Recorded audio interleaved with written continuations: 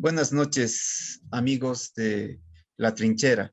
En lunes, habitualmente estamos los martes, pero esta semana estamos en la Feria Nacional del Libro aquí en La Paz y queremos promocionar libros y al mismo tiempo sus autores.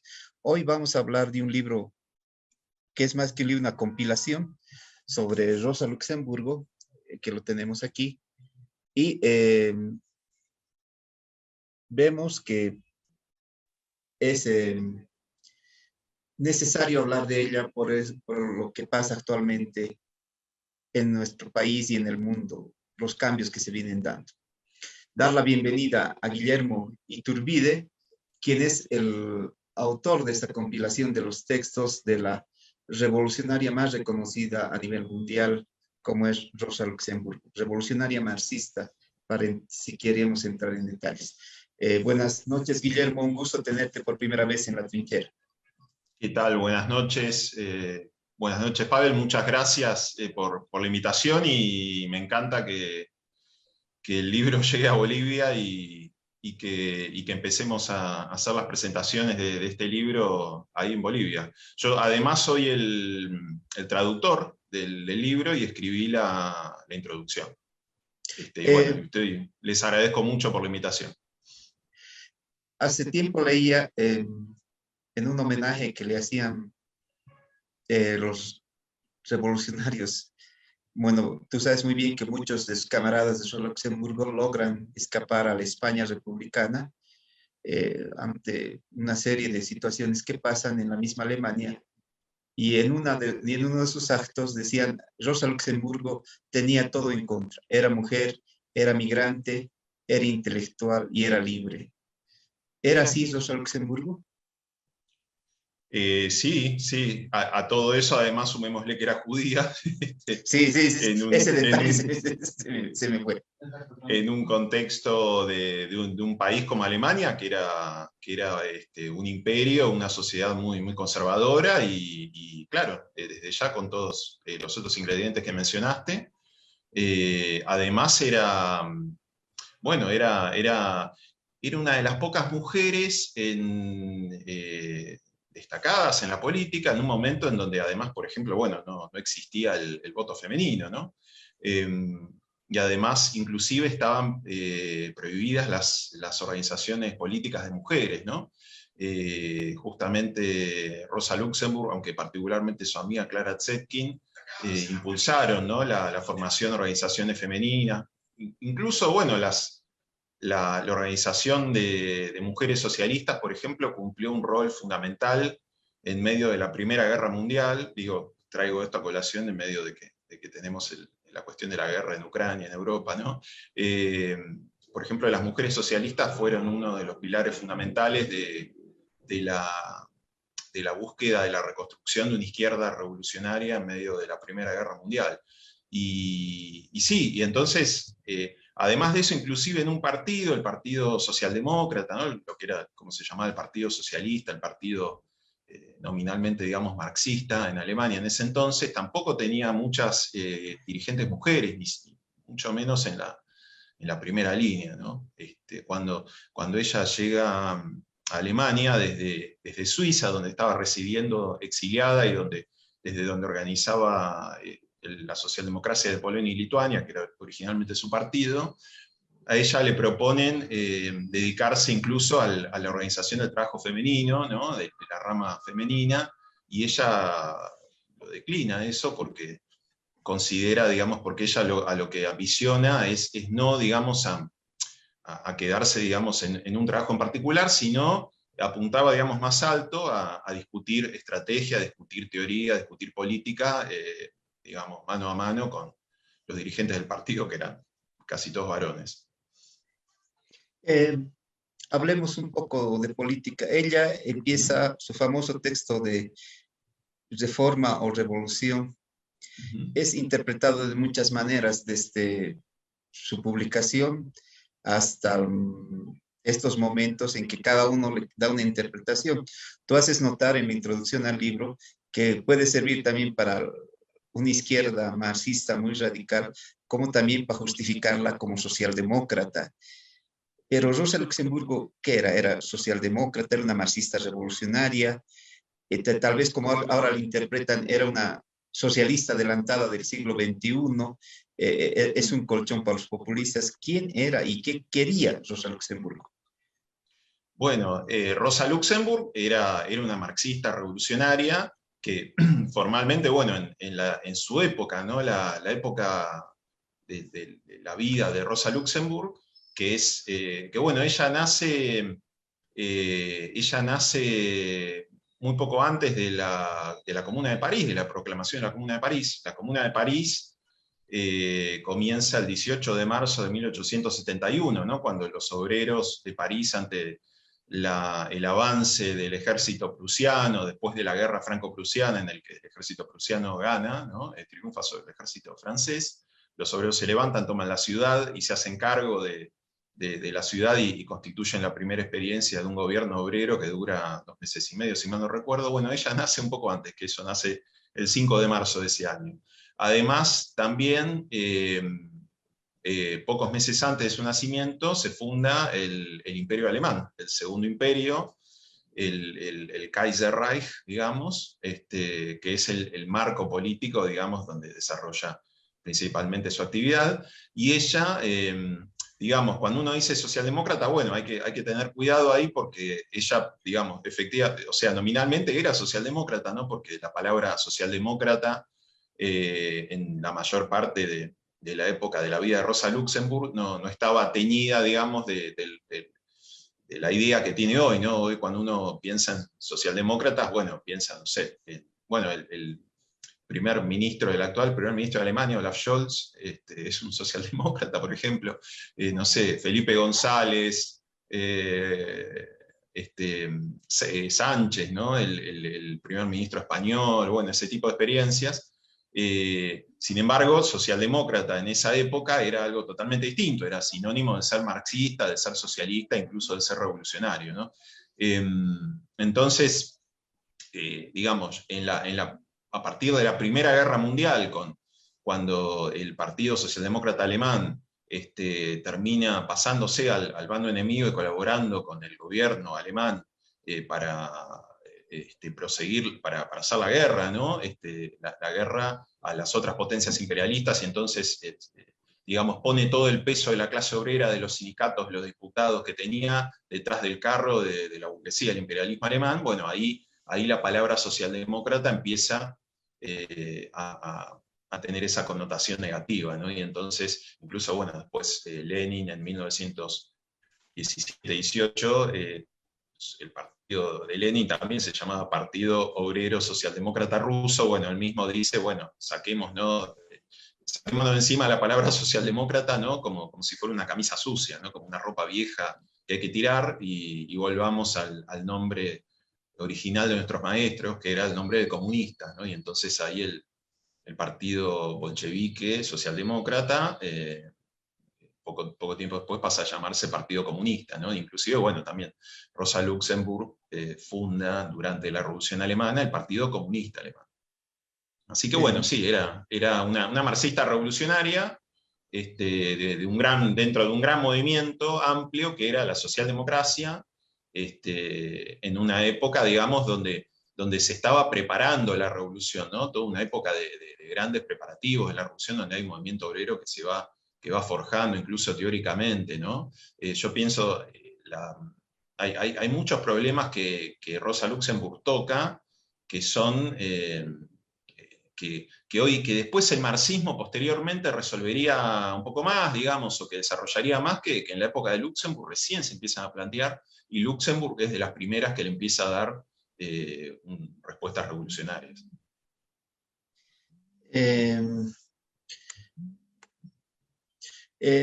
Hay una, tú decías con Bernstein, que era el jefe de la socialdemocracia, el líder de la socialdemocracia, empieza a cuestionar el tema del socialismo, o sea, de cómo, bueno, ya tenemos reformas, ya tenemos horarios de trabajo, estamos ya llegando a un estar, a un estar tranquilo con la burguesía alemana.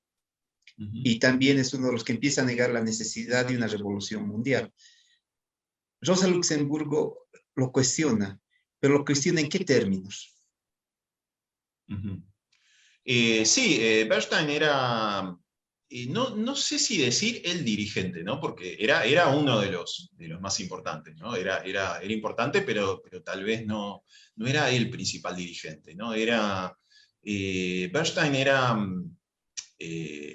antes de la polémica con Rosa Luxemburg, había sido, digamos, un colaborador muy cercano de Engels sobre todo, y era una persona que tenía una gran fama también por haber hecho una serie de contribuciones con trabajos históricos, por ejemplo, sobre la historia del comunismo, del comunismo, digamos, premoderno, ¿no? Incluso de trabajos, por ejemplo, históricos sobre el movimiento campesino, las guerras campesinas en Alemania, y digamos, los movimientos comunistas, heréticos, digamos, que surgieron en la Edad Media en Alemania. Bueno, tenía una fama, digamos, de un teórico, ¿no? Y de alguien que había hecho aportes a la historiografía marxista, digamos, de ese lado. Pero Bernstein, durante hay una época que es la época que es más o menos entre 1878 y 1890, que es donde se consolida el imperio alemán, se consolida internamente, y una de las cosas que hace para consolidarse es dictar leyes de persecución contra los socialistas, o sea, contra el Partido Socialdemócrata. Y entonces Bernstein se exilia, ¿no? Se exilia y se va a Inglaterra. Y en Inglaterra, Bernstein se vuelve amigo de lo que se llamaba la Sociedad Fabiana. La Sociedad Fabiana hoy diríamos como una especie de think tank, digamos, ¿no? Como una Ya. especie todavía existe, de hecho, la Sociedad Fabiana, de cerebro detrás de lo que posteriormente fue el Partido Laborista, ¿no? Eran socialistas reformistas, ¿no? Entonces, Bernstein conoce, digamos, viniendo de la persecución de Alemania y de todo, ¿no? En Inglaterra conoce a los laboristas, conoce al movimiento sindical no socialista, digamos, y con posibilidades de obtener conquistas y de reformas, y un poco él dice, bueno, yo quiero trasladar esto a Alemania, ¿no? Entonces Bernstein es como que empieza a plantear el problema del socialismo y de la táctica de los socialistas en términos de como si fuera posible seguir, digamos, dos vías, una vía más costosa y una vía más económica, ¿no? Entonces él dice, bueno, históricamente nosotros en Alemania, ¿no? Nos basamos en el marxismo, y entonces de alguna manera es como que hemos hecho un culto de la revolución, etc.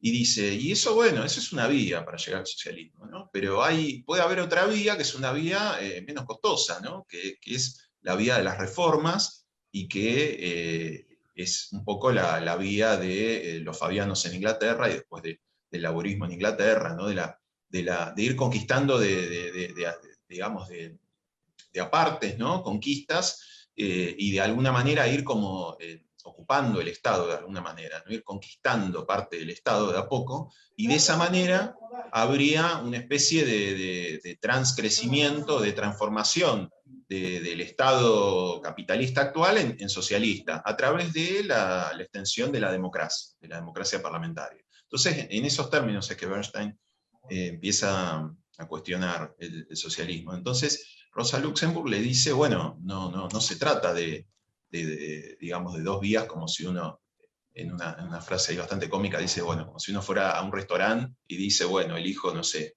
pollo o pescado, sino que, digamos, la elección de una vía u otra, o sea, los medios también condicionan los fines, ¿no? Entonces, no se trata de o la vía pacífica parlamentaria o la vía revolucionaria llena de sangre, violencia, etcétera, sino que en realidad, donde supuestamente uno perseguiría el mismo medio por distintas vías, sino que lo que dice es que en realidad los medios hacen que las vías cambien. Porque lo que dice es que en realidad, si se pudiera elegir la vía llamada, digamos, de económica o menos dolorosa que plantea Bernstein, sería algo muy bueno, pero las condiciones están dadas para que eso sea imposible, digamos. No se puede llegar al socialismo por la vía de digamos, de ir transformando de alguna manera al Estado desde adentro en un Estado socialista, ¿no? En una vía para el socialismo, porque bueno, digamos, el Estado, digamos, como órgano ejecutivo de los intereses de la clase dominante, digamos, tiene su núcleo duro, ¿no? Que son las fuerzas represivas, ¿no?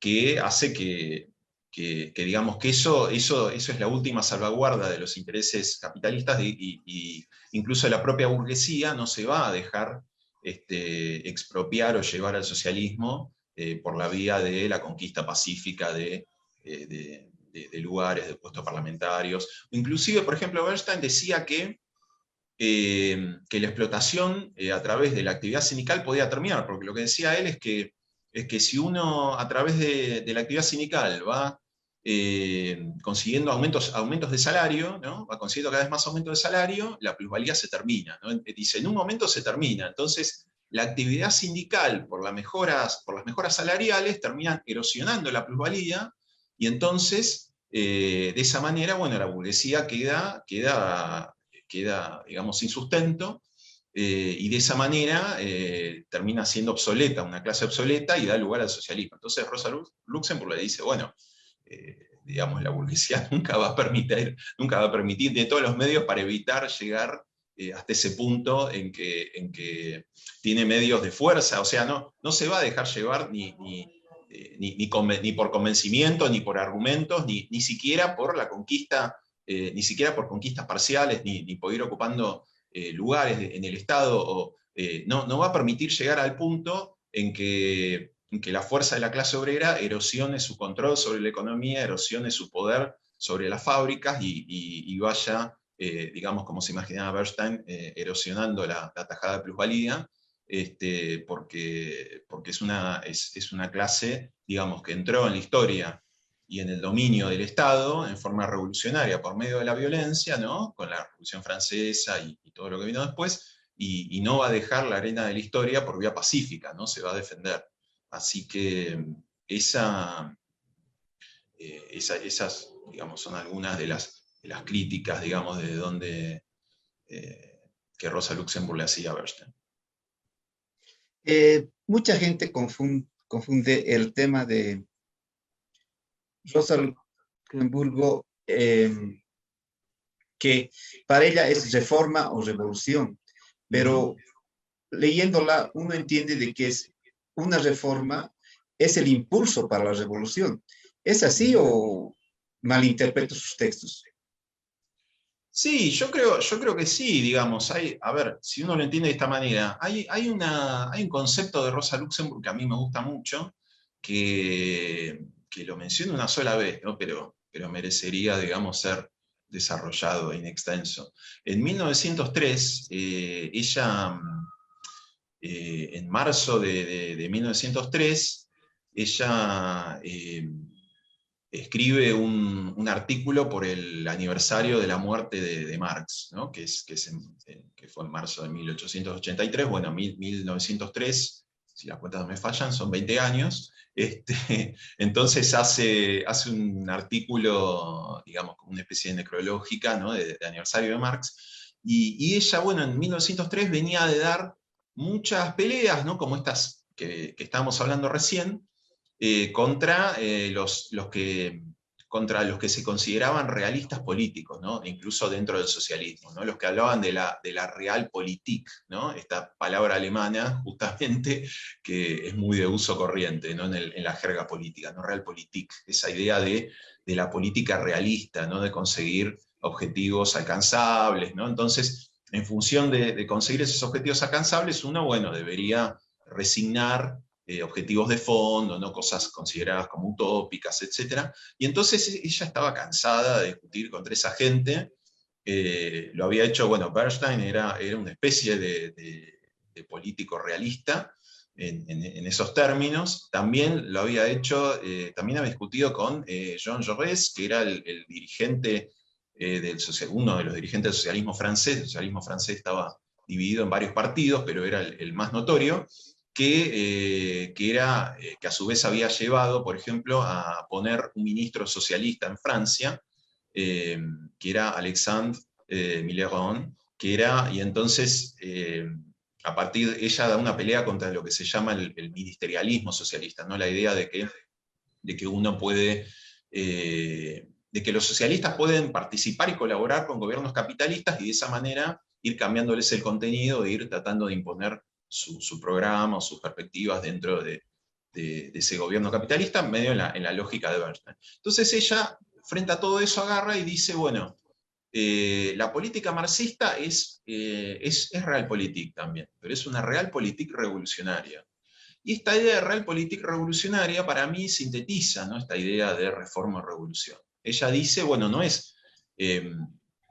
se trata de contraponer la reforma y la revolución, ¿no?, como estos dos polos. Ella decía que los socialistas, digamos, están en una tensión constante entre estrellarse de alguna manera contra dos rocas, ¿no? Dice el socialismo es como si fuera un barco, ¿no?, que va por un estrecho, donde puede tender a estrellarse contra dos rocas. Una de ellas es diluirse en el movimiento, ¿no? Entonces, que sería la lucha por las reformas, ¿no? Entonces, diluirse ahí y cambiar los objetivos, y entonces los objetivos son la conquista de reformas en sí misma. Ese es un peligro. O el otro peligro opuesto, que sería el de, bueno, para contraponerse al otro, digamos, de alguna manera quedarse con los principios puros, de alguna manera, al margen de la lucha, y, digamos, desde el margen, declamar principios sin contaminarse, digamos, en meterse en la lucha cotidiana, que sería, digamos, como una forma, digamos, de sectarismo, ¿no?, de quedarse al margen de la lucha y decir, bueno, yo me quedo acá con mis principios puros, etc. Entonces ella decía, esos dos peligros existen. Y esos dos peligros, digamos, podrían ser, ¿no?, de alguna manera, la idea del reformismo puro o la idea de un purismo revolucionario, ¿no?, como esos dos extremos. Entonces ella dice, está mal, a mí me quieren adjudicar, digamos, ser parte de esa especie de purismo revolucionario que dice, bueno, queremos todo o nada, ¿no?, revolución o nada en el medio, ¿no? Entonces ella dice, no, la realpolitik revolucionaria dice el marxismo es una realpolitik revolucionaria porque es una política realista en el sentido de que los objetivos que persigue son realmente realistas, ¿no? Porque en realidad los objetivos utópicos, los objetivos no realistas son los objetivos reformistas, ¿no?, que es la idea de que pueden,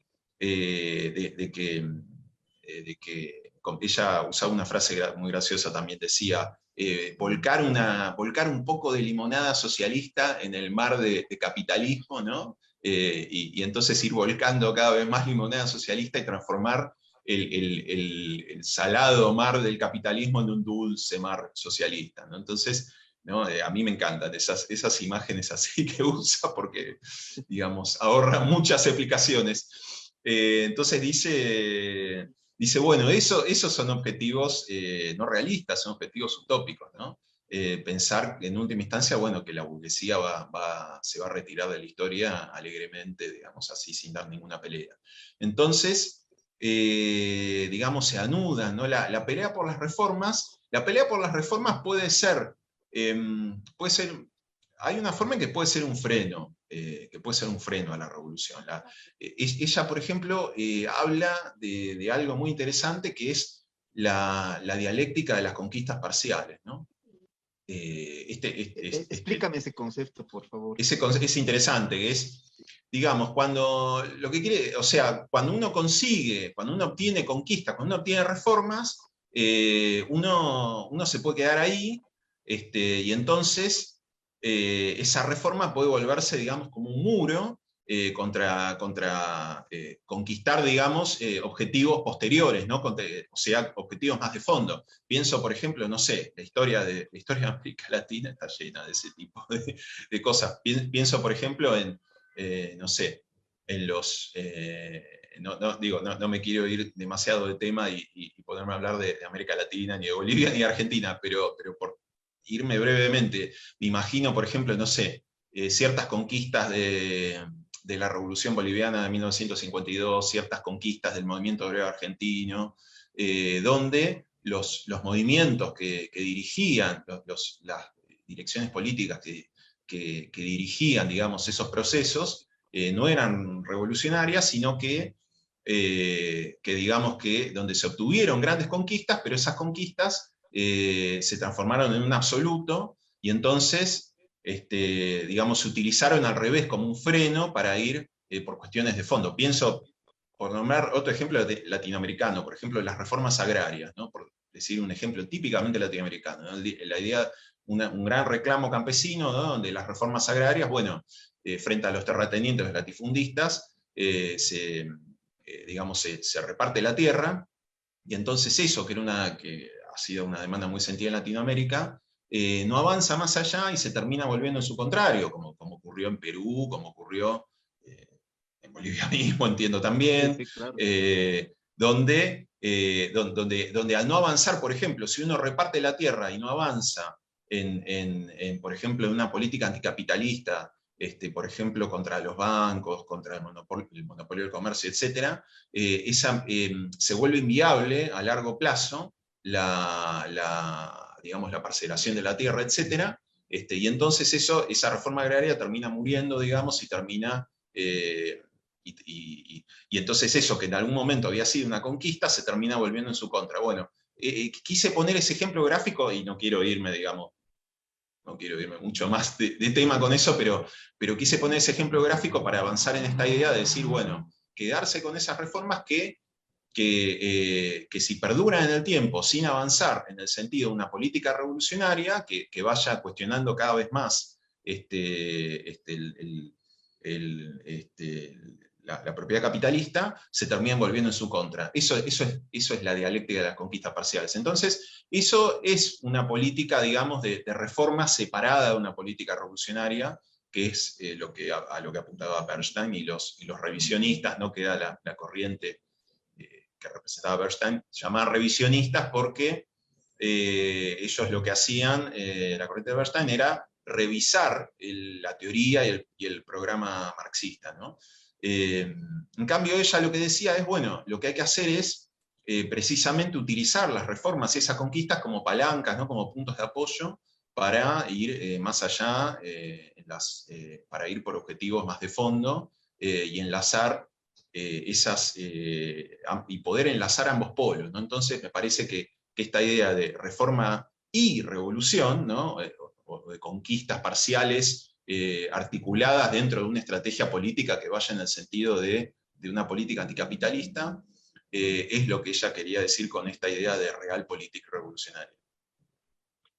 Otro de los temas en el que también trabaja Rosa Luxemburg, ¿es Luxemburg o Luxemburgo? ¿Por qué decimos Luxemburgo?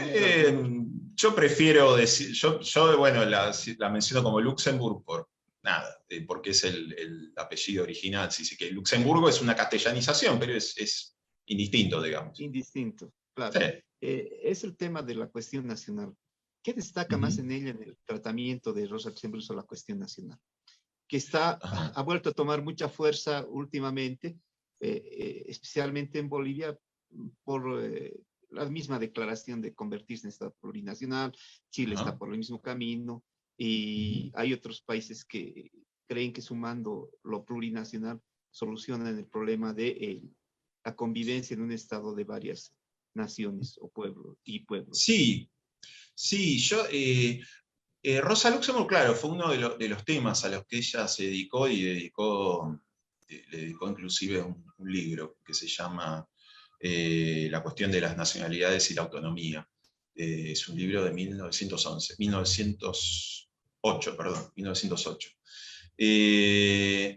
Ella, de todas maneras, su teoría de las nacionalidades para mí está muy circunscripta a la experiencia europea, sobre todo, ¿no? En ese sentido, bueno, ahora voy a contar un poquito cuál es lo que ella opinaba sobre la cuestión nacional. En ese sentido, yo creo que para pensar el problema nacional, en el caso de Latinoamérica, por ejemplo, habría que tomar otros, digamos, no sería, en mi opinión, digamos, no sería la mejor guía teórica en ese sentido, ¿no? Habría que tomar por otros lados, digamos. Pero en el caso de Luxemburg, ella pertenecía a un pueblo oprimido, ella había nacido en la parte de Polonia que pertenecía al Imperio Ruso. A su vez, Polonia en sí mismo, la antigua nación polaca estaba dividida, no es que estaba toda ocupada por Rusia, sino que estaba dividida en tres imperios. Había una parte dentro de Rusia, una parte dentro del imperio, una parte dentro de Prusia, es decir, del imperio alemán, y una parte dentro del imperio austrohúngaro. Estaba dividida en tres, había desaparecido con las guerras, a partir de las guerras napoleónicas a fines del siglo XVIII. Había desaparecido, se había dividido entre esos tres imperios. Entonces, a su vez, ella, digamos, como intervenía dentro de la política de Rusia, ¿no? Ella, una cosa que me olvidé decir, Rosa Luxemburg durante toda su vida mantuvo una especie de doble afiliación. Ella militaba en dos partidos políticos distintos, que eran parte de la Internacional Socialista, parte de la Segunda Internacional, pero eran dos partidos nacionales distintos. Ella pertenecía tanto al Partido Socialdemócrata Alemán como a la socialdemocracia del Reino de Lituania, del Reino de Polonia y Lituania, que era el partido que ella originalmente había fundado antes de ir a Suiza y antes de ir a Alemania. Entonces ella, digamos, si bien residía en Alemania principalmente, ella también colaboraba, dirigía, ¿no? A través de intercambios, de cartas, de encuentros. Gran parte de la militancia socialista, revolucionaria de Rusia y de Polonia en esa época, forzosamente se daba también el exilio, ¿no? Entonces ella se encontraba con exiliados, etc. Entonces, ella le interesaba y seguía mucho el problema de la Revolución Rusa, y uno de los problemas clave de la Revolución Rusa era la cuestión nacional. Un país, digamos, un imperio que tenía el 57% de la población del imperio ruso no era rusa, digamos, era de nacionalidades, como se llamaban, alóctonas. Es decir, por ejemplo, bueno, polacos, ucranianos, bielorrusos, kazajos, armenios, bueno, todas las nacionalidades del Cáucaso, etc.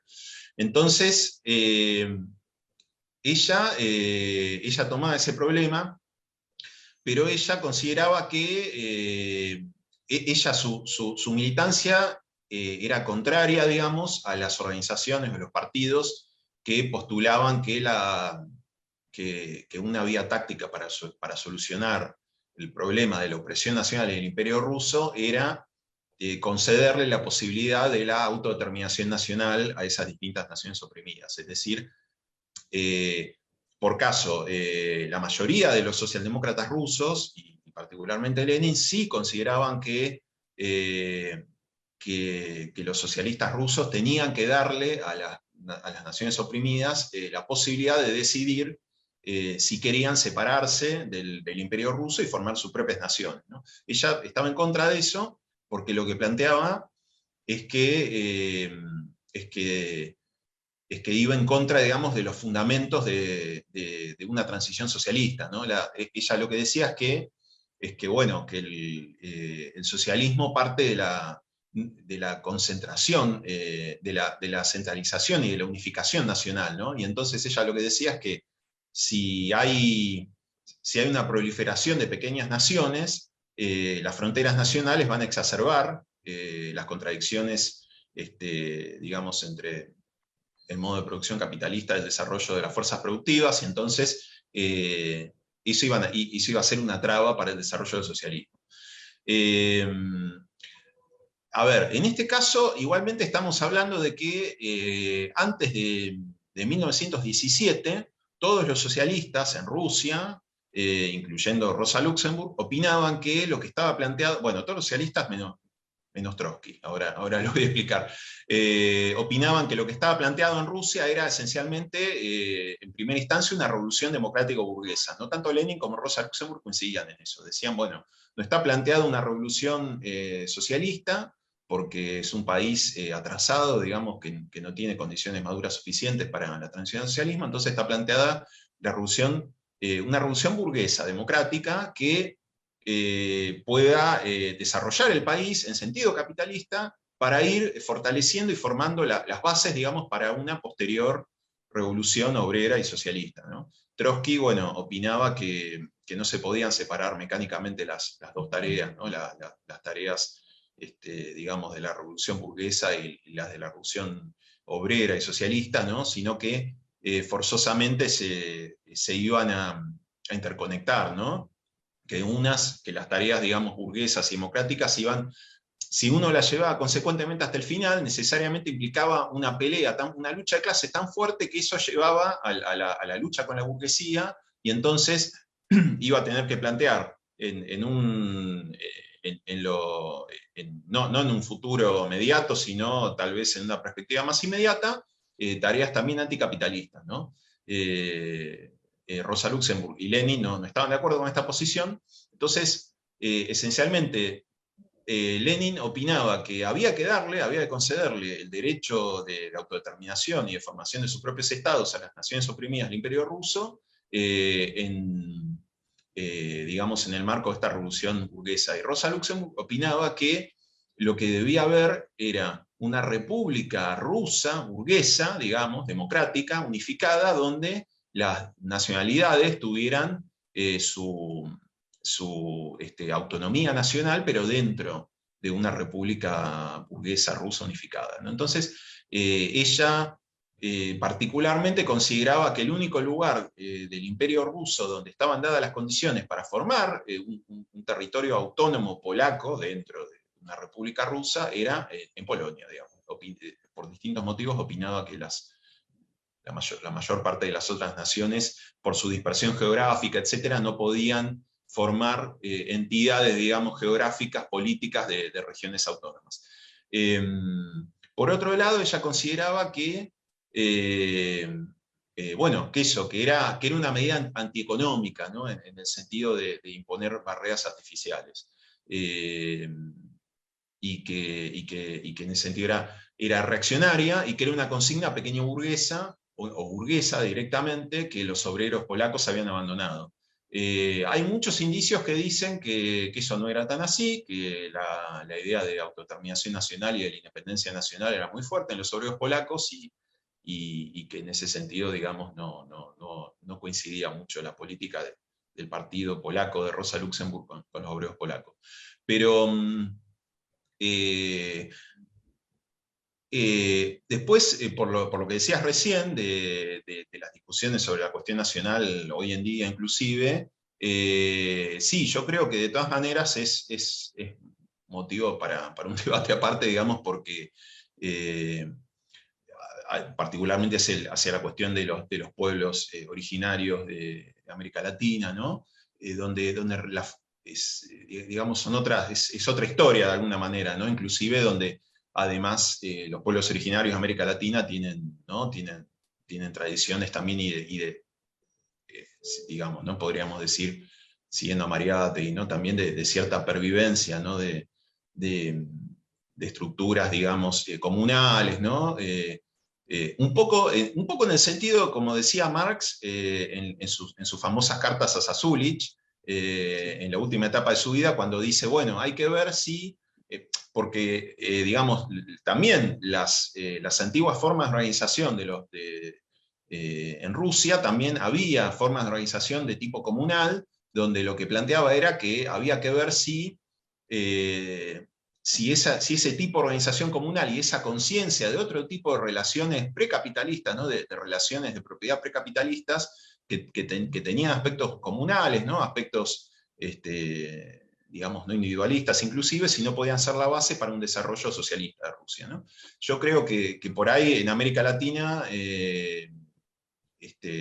digamos, pienso yo, ¿no? Es cuestión por ahí tal vez se podría enfocar más desde ese lado y desde tal vez en algún diálogo con cuestiones como las que planteaba Mariátegui, etcétera, bueno, las que desde ya digamos, no me quiero meter demasiado porque, bueno, porque por ahí no es mi tema y no es el tema de hoy, pero en ese sentido yo creo que que tal vez en ese punto Rosa Luxemburg no sé si es no sé si es la mejor referencia, digamos, para ver esta cuestión en Latinoamérica. Un poco esto de las naciones y de las fronteras se ve también en la discusión sobre la Primera Guerra Mundial que se da en Suiza, en la Segunda Internacional, donde Lenin, Trotsky, Rosa Luxemburgo y todos los marxistas revolucionarios dicen, bueno, o sea, lo que tratamos nosotros es de romper las fronteras, o sea, para nosotros está bien claro, aquí hay una lucha, que es la lucha de clases, o sea, burguesía contra proletarios. Y eso, digamos, un poco, digamos, da mucha contradicción sobre el tema nacional mismo, ¿no? A partir de esas reflexiones del Congreso de la Segunda Internacional del 2014. Tú tocaste un tema que yo te lo había planteado para más adelante y ahora te lo hago. Mucha gente, las lecturas, si quieres, posmodernas del marxismo, dan a entender un desencuentro permanente entre lo que creía Rosa Luxemburgo y lo que después planteaba Trotsky. Pero creo que si uno hace una lectura real de las cosas, no se va a las terceras fuentes, como ocurre últimamente en los autores denominados por algunos neomarxismo, se da cuenta que son complementarios. ¿Por qué el querer encontrar divisiones o contradicciones permanentes e insalvables entre Rosa Luxemburgo y Trotsky? Sí, bueno, sí, efectivamente, yo por lo menos en los trabajos y las cosas que he escrito alrededor de Rosa Luxemburg, desde el prólogo del libro, bueno, que estamos presentando hoy, y otros artículos que escribí en Idas de Izquierda, que es un semanario online, digamos, que publicamos desde aquí, desde Argentina, de teoría marxista, que sale los domingos. Yo ahí escribí otros artículos, digamos, trato sí de tratar de combinar de alguna manera, de ver cómo se puede utilizar, digamos, conjuntamente, ¿no?, el legado de Trotsky y de Rosa Luxemburg. De todas maneras, hay que partir de algo real, que es que bueno, efectivamente tenían puntos de convergencia y puntos de no convergencia, ¿no?, puntos de separación. Incluso, si se quiere, a nivel personal, digamos, a nivel de las relaciones personales, como anécdota de vida, si se quiere, las relaciones entre Rosa Luxemburg y Trotsky nunca fueron precisamente muy buenas. Eso lo dicen varios biógrafos, digamos, que inclusive con todas las peleas que tuvo Rosa Luxemburg también con Lenin, tenía mejor relación personal con Lenin que con Trotsky, ¿no? Pero bueno, esos desde ya son cuestiones, digamos, desde un punto de vista histórico secundario. Ahora bien, sí, yo creo que hay ciertos puntos en común, no del todo en común, pero sí se pueden buscar, digamos, ciertas coincidencias. Por caso, Rosa Luxemburg y Trotsky tendieron a coincidir en una primera época, lo que uno podría llamar, en el caso de Trotsky, la juventud de Trotsky, en una visión de la organización y de la forma de organización partidaria, digamos, con puntos similares, donde inclusive chocaban con Lenin, ¿no? La cuestión de la organización política no era un tema sencillo, y era un tema, digamos, que tampoco estaba muy resuelto, ¿no?, desde la época de Marx, ¿no? En las épocas de Marx y Engels, cuando hablaban de partido, organización política, más bien tendía a pensarse, si uno, por ejemplo, agarra el Manifiesto Comunista, por ejemplo, ¿no?, donde dice, bueno, los comunistas no forman un partido aparte, ¿no? Literalmente dice, el Manifiesto Comunista dice, los comunistas no forman un partido aparte de todos los demás, sino que son la parte más decidida y la que lleva hacia adelante al Partido Obrero, ¿no? En el sentido de que había una especie de partido de la clase obrera que era la clase misma, de alguna manera, o sus organizaciones, y los comunistas, en todo caso, eran un sector dentro de ese partido, ¿no? Entonces, un poco se movía en esos términos lo que al comienzo de la teoría marxista en sus orígenes, ¿no?, de la idea del partido en sentido amplio, ¿no?, la clase como partido, de alguna manera. La Segunda Internacional desarrolla una teoría de partido, un punto similar, un punto no tan similar, donde Rosa Luxemburg es una de las que plantea esa forma de organización, junto con Kautsky, digamos, en la época en que Kautsky digamos, tiene mala fama, y con justa razón, digamos, en el marxismo, a partir de la Primera Guerra Mundial y de 1917 y la Revolución Rusa, pero en sus orígenes Karl Kautsky había sido un teórico marxista muy importante, bueno, y había sido un aliado de Rosa Luxemburg, y alguien digamos, que si bien no era del ala... Una referencia permanente de Engels a la muerte de Marx. Claro, sí, si bien no era de la extrema izquierda revolucionaria como Rosa Luxemburg, sí era un aliado, digamos, más de centro, si quiere, pero un aliado. Entonces, Rosa Luxemburg consideraba que el Partido Socialista y el movimiento obrero coincidían, que eran una misma cosa, ¿no? Kautsky tenía una teoría similar, ¿no es cierto?, ¿no? Donde tenía que coincidir el movimiento obrero y el partido socialista barra o guión, no sé, partido revolucionario, ¿no?, como uno lo quiere entender. Entonces, digamos, ellos no veían, en este punto marca una diferencia, no veían un partido clase, no consideraban que la clase obrera en su conjunto podía ser un partido, eso ya era bastante utópico, pero sí que el movimiento obrero podía ser un partido, es decir, digamos, no la clase en general, sino la parte que organiza, por ejemplo, en sindicatos, ¿no? O sea, la parte que se mueve, lo que sería una especie de relativa vanguardia, ¿no? Un sector amplio, bastante grande, pero relativamente más esclarecido que el conjunto de la clase. En las discusiones sobre partido que tienen con Lenin, bueno, en Rusia, Lenin plantea una visión de cómo construir un partido revolucionario más acotada, digamos, ¿no? Donde él consideraba que los comunistas, digamos, eran la vanguardia, ¿no?, del movimiento, ¿no? Entonces, y frente, o sea, el sector más esclarecido, ¿no? En el sentido, un poco como decía el manifiesto comunista, ¿no?, de los comunistas como sector más esclarecido, pero él consideraba que ahí sí, que los comunistas tenían que formar un partido aparte, ¿no? Un partido de la vanguardia del movimiento obrero, del sector más esclarecido, y Rosa Luxemburg veía en eso, digamos, una idea que para ella la remitía en el mal sentido al pasado jacobino, ¿no? Rosa Luxemburg, cuando hablaba de jacobinismo, es decir, el ala de la extrema izquierda de la Revolución Francesa, tendía a considerarlo, ¿no?, como un movimiento, digamos, autoritario, ¿no? Que tendía a reemplazar por un puñado de intelectuales al conjunto de la acción del movimiento, al conjunto de la clase. Entonces, Luxemburg le parecía, digamos, que Lenin tenía una idea parecida, ¿no?, de suplantar por un puñado de intelectuales al conjunto de la clase. Entonces, ella le contrapone esta idea. El Sí. partido de cuadros, lo que se corresponde después con la teoría leninista del partido, ¿no? Claro. Y Trotsky tenía una idea algo similar, digamos, ¿no? Y en ese sentido, digamos, los dos se oponen a Lenin, ¿no?, en un comienzo. Después, bueno, posteriormente,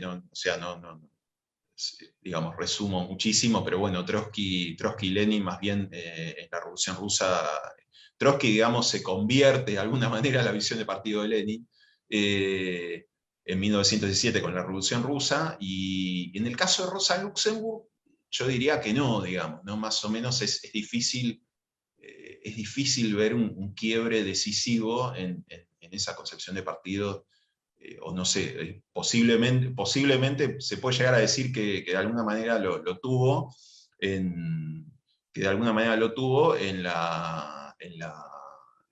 durante la Revolución Alemana con la fundación del Partido Comunista.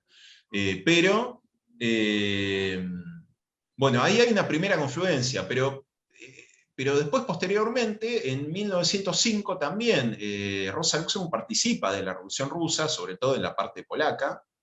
Y entonces ella escribe un trabajo que se llama Huelga de Masa, Partidos y Sindicatos, que el propio Lenin dijo que ese libro era el mejor libro en lengua alemana que se haya escrito sobre la Revolución Rusa, ¿no? Era la mejor expresión para un público de lengua alemana sobre la Revolución Rusa. Inclusive lo escribió al lado de Lenin, digamos, porque en 1906, cuando lo escribe, ella había salido de prisión y logra ir a Finlandia, donde estaba escondido Lenin, lo conoce a Lenin, habla con él, intercambian pareceres, y ahí comienza inclusive la época de más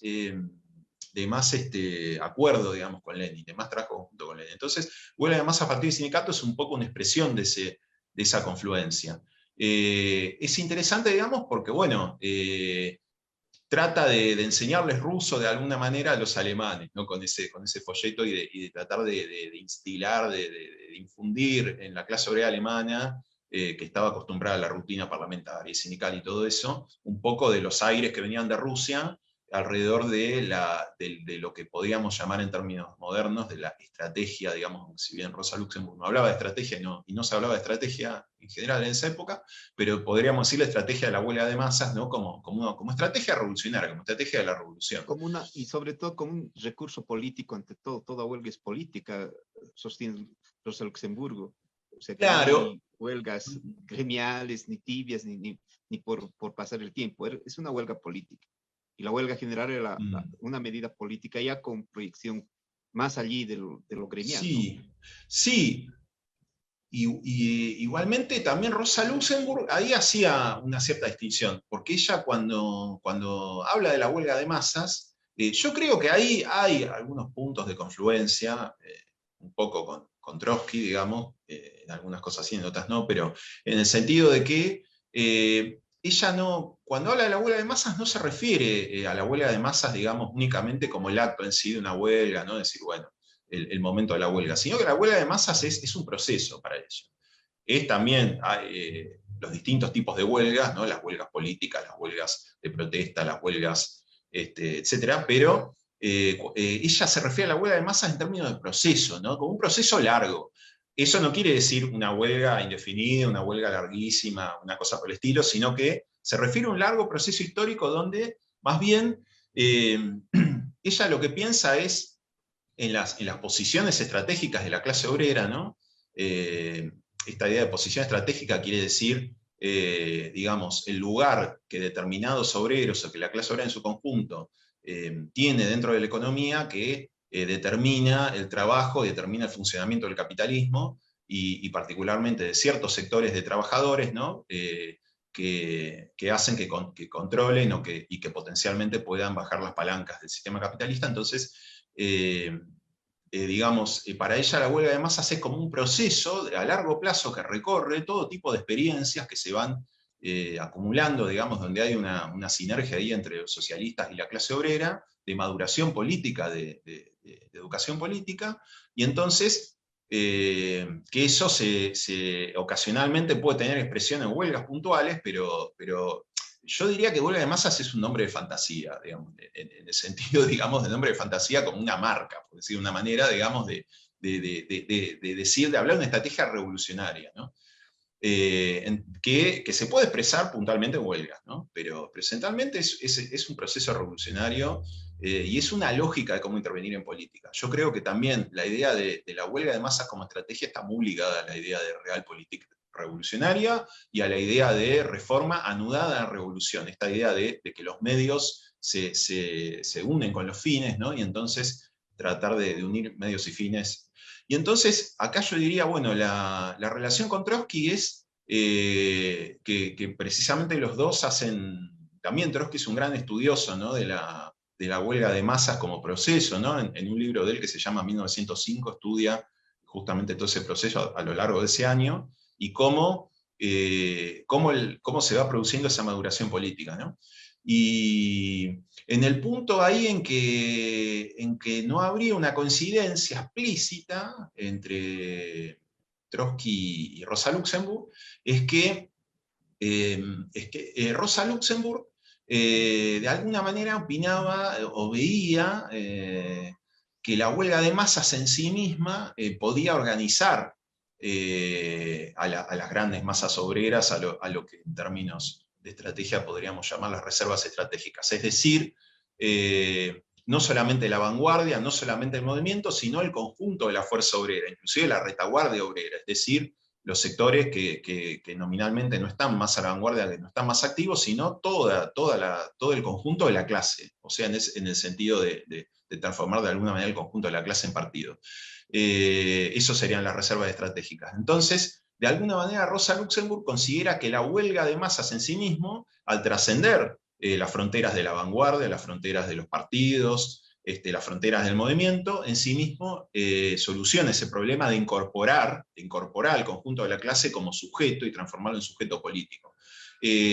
Trotsky es interesante porque si bien Trotsky de alguna manera compartía la concepción de organización de Rosa Luxemburg, saca conclusiones distintas, algo distintas, ¿no? de la revolución del 5, y entonces ve que tiene que haber un lugar preciso, físico, digamos, donde esa fuerza obrera, donde esas reservas estratégicas se concentren y se pongan en acción, que es la gran innovación de la revolución de 1905, que es la formación de consejos de trabajadores, ¿no? Los consejos obreros, en ruso se llaman soviets, o soviets, y entonces ese lugar de organización existe. Es interesante que en huelga de masa partido y sindicato, Rosa Luxemburg hace una sola mención a los soviets, una sola vez al pasar, cuando menciona el soviet de San Petersburgo, ¿no? Pero lo menciona al pasar, digamos, no le da demasiada importancia. Después, posteriormente, en su polémica con Kautsky, más adelante, en 1910, ella le va a dar más peso a los soviets, los va a mencionar, pero digamos, hasta la Revolución Rusa de 1917 y la Revolución Alemana del 18, los soviets no ocupan en la teoría de Rosa Luxemburg un lugar muy destacado. Y uno podría pensar, bueno, ¿por qué? Yo tengo una hipótesis de por qué. Para mí, Rosa Luxemburg pensaba y escribía sobre todo para la clase obrera occidental y la clase obrera alemana, o sea, buscaba traducir de alguna manera las lecciones de la Revolución Rusa a la clase obrera alemana. Y todavía en esa época se veía a los soviets, a los consejos obreros, como algo muy ruso de alguna manera, como una particularidad muy rusa, y entonces que de alguna manera en Alemania eso no, digamos, por el peso de la organización de los sindicatos y del Partido Socialdemócrata, no era como imposible que surgieran soviets o consejos obreros, incluso por el peso del Estado alemán, ¿no? El peso del Estado ruso era digamos, el Estado ruso era mucho más débil que el Estado imperial alemán, y entonces por eso podían surgir este tipo de organizaciones de alguna manera. Y entonces Rosa Luxemburg dice, bueno, dice, o sea, no lo dice, pero de alguna manera lo debería pensar, digamos. En Alemania, el canal de la organización van a ser los sindicatos, seguramente, el Partido Socialdemócrata, y entonces ella, como conclusión de 1905, dice, bueno, en Alemania, si ocurriera algo así, eso va a fortalecer las tendencias a la organización, y por ejemplo, nosotros, los socialdemócratas, le vamos a poder ganar obreros, por ejemplo, a los sindicatos cristianos, a los sindicatos liberales, ¿no? Porque bueno, en Alemania también había sindicatos, cada partido tenía su sindicato, también el partido del centro, que era el partido de la Iglesia Católica, tenía sus sindicatos católicos, bueno, los liberales también, entonces decían, eso va a dar un impulso para que les ganemos a los obreros de los sindicatos católicos, los sindicatos liberales, y organizarlos en los sindicatos socialistas, pero centralmente ella, digamos, por eso su folleto se llama Huelga de Masa, Partido y Sindicato. Yo le hubiera puesto, digamos, huelga de masa, o yo le hubiera puesto soviet, partido y sindicatos, digamos, de alguna manera, pero en esa época todavía el problema de ese tipo de organización todavía no estaba del todo resuelto. Entonces, en ese sentido, ahí hay una cierta diferencia. Pero bueno, yo principalmente yo creo que lo que tienen en común es la gran pelea contra las burocracias, ¿no? La gran, y a su vez ver lo espontáneo como forma embrionaria de lo consciente. O sea, son dos personas que teorizaron y combatieron contra burocracias, que apostaron a la autoorganización, evidentemente. Me haces pensar en lo que fue la Revolución Alemana, la Revolución Frustrada Alemana. ¿Tú crees que, por lo que hablamos, acabas de decir de los soviets, ¿pesó también eso en la Revolución de 1919? Sí, desde ya. Sí, fue muy importante. Los Räte, los consejos, ¿no? Como se llaman en alemán, los Räte, surgen en Alemania gracias al ejemplo ruso, digamos, ¿no? Como imitación del ejemplo ruso.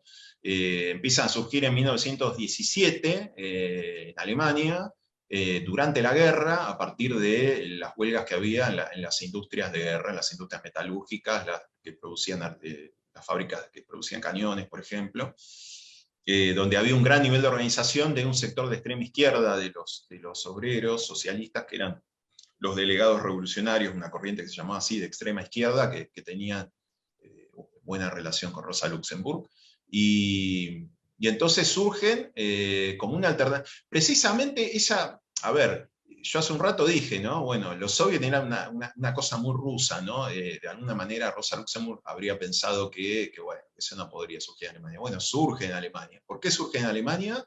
Por algo, digamos, no pensado, que no estaba en los planes, que era que el Partido Socialdemócrata se iba a transformar en un partido contrarrevolucionario. O sea, eso no estaba en los planes de Rosa Luxemburg. Originalmente no estaba en los planes, por algo militaba en ese partido. Cuando eso ocurre,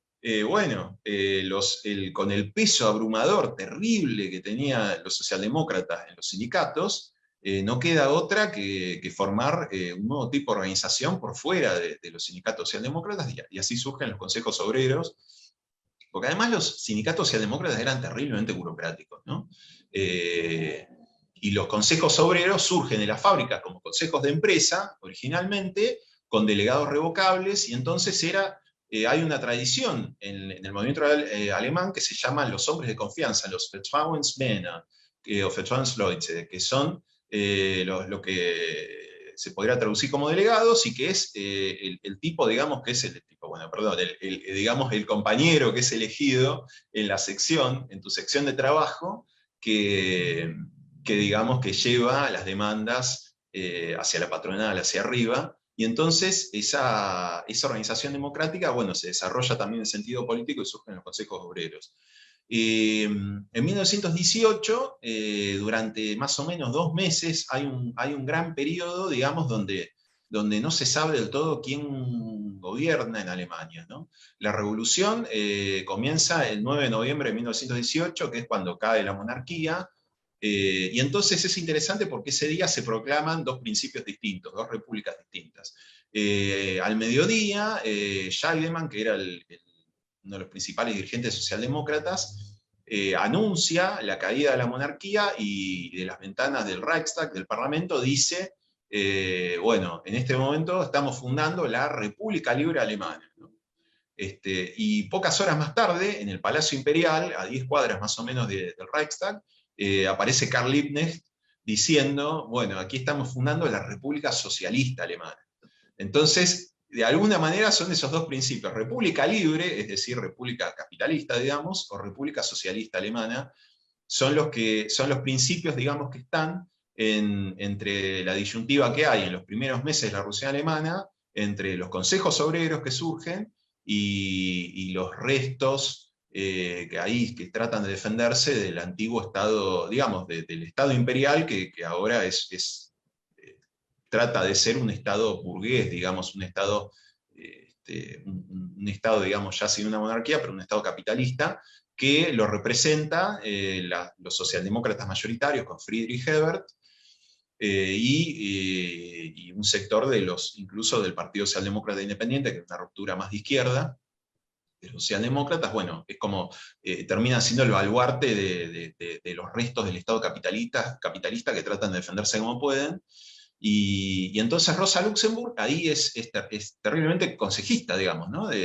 Yo dije, bueno, antes los consejos no eran algo que figuraba en su teoría, pero a partir de ahí sí. Y entonces en el libro, bueno, que yo compilé, justamente pusimos más o menos 100 páginas de los textos escritos durante la Revolución Alemana, donde ella plantea, ¿no?, toda una política, digamos, para llevar al poder a los consejos obreros, y que un gobierno de los trabajadores tendrá que ser un gobierno de los consejos obreros. ¿Qué papel juega el espartaquismo en todo esto, Costra? ¿Qué es el espartaquismo de Liebknecht y Luxemburg? Sí, el espartaquismo, bueno, la Liga Espartaco era se funda en enero de 1916, durante la guerra. Es como un pequeño grupo todavía dentro del Partido Socialdemócrata, es decir, cuando estalla la guerra y el Partido Socialdemócrata apoya al gobierno alemán, hay una discusión ahí sobre qué hacer, digamos, ¿no? Donde el ala izquierda dice, bueno, ¿qué hacemos con este partido? ¿Nos vamos? ¿Nos quedamos? ¿Qué hacemos? ¿No? Hay una discusión internacional también. Lenin en ese momento, bueno, plantea que no se puede convivir en una misma internacional y en partidos comunes con los responsables, con los traidores, ¿no? Y entonces plantea la construcción de una nueva internacional, la tercera internacional, que solamente se va a materializar algunos años más tarde, en 1919, en 1919, después de la Revolución Rusa. Pero en ese momento Rosa Luxemburg y los espartaquistas tienen una posición en parte coincide y que en parte no.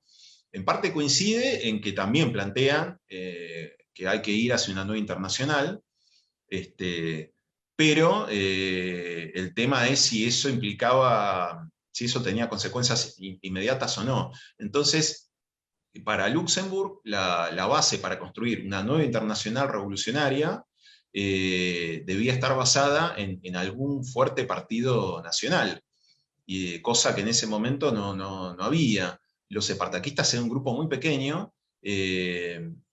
digamos, con muchos, sobre todo intelectuales, digamos, no tenía demasiado peso obrero, sí tenía buena relación con los delegados revolucionarios, que era una corriente obrera dentro de la socialdemocracia, la que mencioné recién, pero con la cual influían, digamos, de alguna manera, pero tenía poco peso obrero. Entonces, la idea era que a Rosa Luxemburg le parecía, digamos, como una locura, digamos, separarse en ese momento del Partido Socialdemócrata porque, digamos, el grueso de las fuerzas obreras estaban ahí, entonces de alguna manera era, bueno, tratar de, digamos, en perspectiva ella de alguna manera estaba de acuerdo en que había que construir un nuevo partido y una nueva internacional, pero en lo inmediato, digamos, eso implicaba que las fuerzas de ese futuro partido había que buscarlas dentro del viejo partido. Entonces deciden quedarse en ese partido y militar clandestinamente dentro del partido. La Liga Espartaco, digamos, surge así. Después, posteriormente, en 1917, en abril, la dirección de la socialdemocracia echa a un sector enorme del Partido Socialdemócrata, donde estaban los opositores moderados, inclusive, por ejemplo, Karl Kautsky y el mismo Edward Bernstein. Bernstein en un comienzo se opone a la guerra, se opone a medias, digamos, ¿no? Era un opositor moderado, justamente como Kautsky. Y entonces es expulsado del Partido Socialdemócrata y se funda el Partido Socialdemócrata Independiente, que era algo así como si fuera el Partido Socialdemócrata, pero antes de la guerra, donde estaban incluso todos los principales dirigentes del Partido Socialdemócrata de preguerra, estaban todos ahí. Estaba Kautsky, estaba Bernstein, y estaba Rosa Luxemburg y Karl Liebknecht. La Liga Espartaco termina siendo, digamos, en esos momentos, digamos, como un sector, digamos, como un grupo dentro del Partido Socialdemócrata Independiente, que no era un partido revolucionario, era un partido digamos, de oposición moderada a la guerra, y era un partido vacilante que estaba ahí en el medio, digamos, medio en el medio entre el reformismo de la socialdemocracia y las posiciones revolucionarias, por ejemplo, de lo que podría ser la Liga Espartaco. Entonces, la Liga Espartaco, al comienzo de la Revolución Alemana, sigue siendo un sector dentro del Partido Socialdemócrata Independiente y milita ahí adentro. Lo cual eso también es una cuestión crítica, digamos, ¿no? Porque de alguna manera, digamos, Luxemburg consideraba que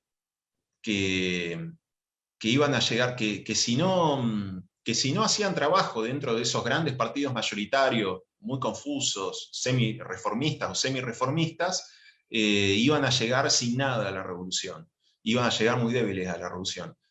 Hicieron trabajo dentro de esos partidos y del USPD, y sin embargo, por distintas circunstancias, llegaron débiles a la revolución. Entonces, digamos, luego de distintos choques, de distintas circunstancias, ven que no queda otra salida que fundar un partido independiente, y así es como la Liga Espartaco, junto con otros pequeños grupos revolucionarios, muy, muy pequeños, fundan el Partido Comunista entre el 31 de diciembre de 1918, que es un partido que se lo sigue llamando espartaquista, aunque se llama Partido Comunista, pero que era un partido, digamos, de poca influencia, era un partido pequeño. Si mal no recuerdo, se calculaba que tenían unos 60.000 militantes, digamos, para toda Alemania. Alemania era un país de 70 millones de habitantes en ese momento. Ellos eran un partido, el Partido Comunista tenía 60.000 militantes en toda Alemania, mientras que los dos partidos socialdemócratas, tanto el oficial como el Partido Socialdemócrata Independiente, tenían alrededor de 1 millón de militantes cada uno, es decir, 60.000 contra 2 millones de militantes. O sea, era muy difícil realmente poder tener un papel, digamos, de dirección en ese momento, digamos, de dirigir grandes sectores de la clase obrera alemana. Estamos llegando al final de esta conversación, sí, Guillermo, y hasta en la muerte se creó un mito de Rosa Luxemburgo. Unos dicen que la socialdemocracia, la burocracia de la socialdemocracia manda a matar a Rosa Luxemburgo, y otros sostienen que fue un grupo de militantes socialdemócratas que se disfrazan, sacan y fusilan a Rosa Luxemburgo y a Karl Liebknecht. ¿Alguna vez se aclara esas dos versiones? Y hasta creo que hay una más por ahí. Sí, hay un libro de un periodista alemán actual, vivo, que se llama Klaus Kitzinger, que publicó un libro sobre el asesinato de Rosa Luxemburg, que bueno, ese libro fue publicado primero en alemán y después hay una traducción al inglés que bueno, en castellano nunca fue publicado, pero bueno, donde él estudia, investiga el asesinato, el tema del asesinato. De lo que no hay ni la más mínima duda es que los autores inmediatos, materiales, directos del asesinato fueron sectores que pocos años más tarde se incorporarían al partido nazi, que eran los cuerpos de voluntarios, los cuerpos libres, los Freikorps, que eran grupos protofascistas, digamos, ¿no? El fascismo, digamos, la palabra fascismo no existía todavía, ¿no? En ese momento, pero o sea, la palabra no existía, pero el fascismo de alguna manera existía en la realidad y lo encarnaban este tipo de grupos, ¿no? ¿Qué pasaba? El ejército alemán se había revolucionado y se había vuelto poco confiable para el Estado alemán, entonces el gobierno de Ebert, el gobierno de la socialdemocracia de Ebert, decide disolver al ejército y refundarlo a partir de los grupos de voluntarios, de estos grupos de voluntarios fascistas o protofascistas. Entonces los Freikorps eran algo intermedio entre grupos fascistas, digamos, paraestatales voluntarios y al mismo tiempo no tan paraestatales, sino... Serían las camisas pardas y después las camisas pardas, claro, las camisas pardas, pero estaban ahí en el medio entre paraestatales y estatales, digamos, porque en realidad, bueno, se termina integrando al Estado. La orden política, eso no queda ninguna duda, que viene del gobierno socialdemócrata, particularmente de Gustav Noske, que era el ministro de guerra, digamos, y que era socialdemócrata, eso no cabe la más mínima duda. Después, bueno, los asesinos, particularmente el que la asesina a ella, que es un cabo que se llama Waldemar Pabst, después va a ser nazi, después va a ser un militante nazi. Así que de eso no cabe ninguna duda. Lo interesante de todo esto es que, a ver, hay una cuestión ahí donde mutuamente niegan responsabilidades, ¿no? Tanto los socialdemócratas como los nazis, ¿no? Los protonazis, porque es una cosa interesante, digamos. En ese momento fue el momento en que, a ver, cuando llega el nazismo en 1933 y cuando llega Hitler, efectivamente Hitler también persigue y manda a los campos de concentración a los socialdemócratas. O sea, muchos dirigentes, incluso burócratas sindicales, mueren en campos de concentración, son perseguidos. Los sindicatos socialdemócratas, por más reformistas, dóciles, como uno los quiera llamar, fueron aplastados, sus militantes, bueno, o sea, no hay manera de decir que eran, no sé, no hay manera de decir que los socialdemócratas y los fascistas eran de alguna manera lo mismo, no, eso es imposible decir. Es solo capaz en la cabeza de Stalin y de los que manejaban la Tercera Internacional, en esa época. Claro, pero un poco para cerrar esto, lo que quería decir es que a pesar de que, digamos, son dos cosas distintas, en ese momento, en el momento del asesinato de Rosa Luxemburg, hay una alianza ahí entre los socialdemócratas y los futuros nazis. Los futuros nazis tampoco les gusta decir que mataron en base a órdenes de los socialdemócratas, para nada, porque después los propios nazis van a mandar a los campos de concentración a los que habían sido sus patrones. O sea, es un deshonor, ¿no? Imagínate lo que es ser un nazi y decir, sí, a mí un tipo que decía que era socialista me mandó a matar. No.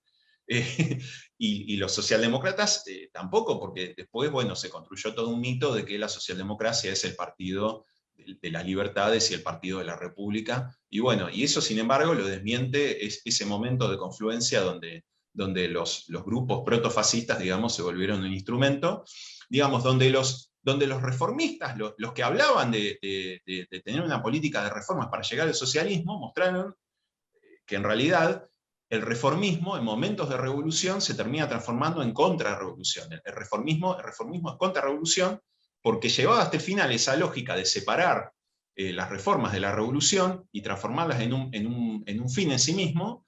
Eso lleva a que si la revolución se va de cauce y va más allá de ese dique que le intentan imponer, bueno, los reformistas lo que van a hacer es tratar de liquidar la revolución por vía sangrienta. Y entonces lo que tenían a mano para esa tarea eran los grupos que después fueron estos grupos fascistas. Así que bueno, eso así es como confluyeron.